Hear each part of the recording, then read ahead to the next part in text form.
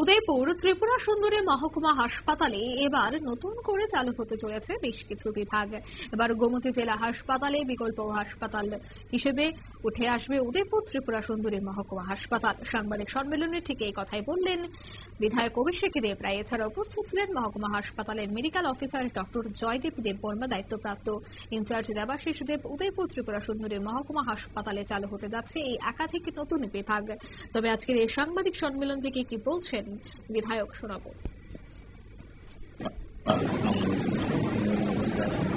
তো আমরা ইতিমধ্যে অনেকগুলো সিদ্ধান্ত নিয়েছি।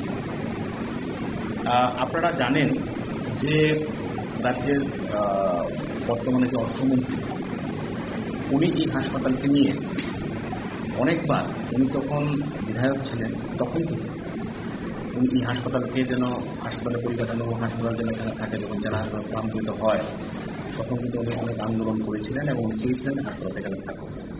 সরকার আসার পর আমাদের তখন থেকে তিনি প্রচেষ্টা চালিয়ে যাচ্ছেন এই হাসপাতালে কীভাবে স্ট্রেনথেন করা যায়, কারণ বিশেষ করে মাতাবাড়ি বিধানসভা এবং বাগমা বিধানসভা একটা বড় অংশ এই হাসপাতাল প্লাস শহর এখান থেকে পরিষেবা নিয়ে থাকে। আসা যাওয়ার সুবিধা থেকে শুরু করে সমস্ত কিছু এই হাসপাতালে অ্যাভেলেবেল এবং মানুষ নিরাপদ হিসাবে মনে করে এই জায়গাটায়।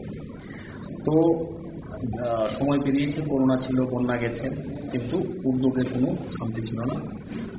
আপনারা জানবেন যে এই হাসপাতালের পরিকাঠামো উন্নয়নের জন্য অলরেডি বাজেটে এবার প্রায় 68 crore রাখা হয়েছে।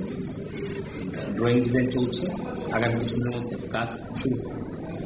আমাদের এখানে অলরেডি স্পেশালিস্ট ডাক্তার নিযুক্তি দেওয়া হয়েছে, যার মধ্যে আমাদের অর্থোপেডিক, অবসেন গাইনিক এবং মেডিসিন বিভাগ এখানে অলরেডি শুরু হয়েছে। আমাদের ইতিমধ্যে আমরা কথা বলেছি, মাননীয় যিনি আমাদের ফিনান্স মিনিস্টার, উনিও কথা বলেছেন, অনেকবার এখানে এসছেন। লাস্ট টাইম আমাদের হেলথ সেক্রেটারিকে নিয়েও উনি এখানে আমরা মিটিং করেছি আমরা সবাই মিলে। তো সেখানে আমাদের যে সিদ্ধান্তগুলো হয়েছিল সেগুলো মোটামুটি প্রায় আমাদের সমাপ্তির দিকে।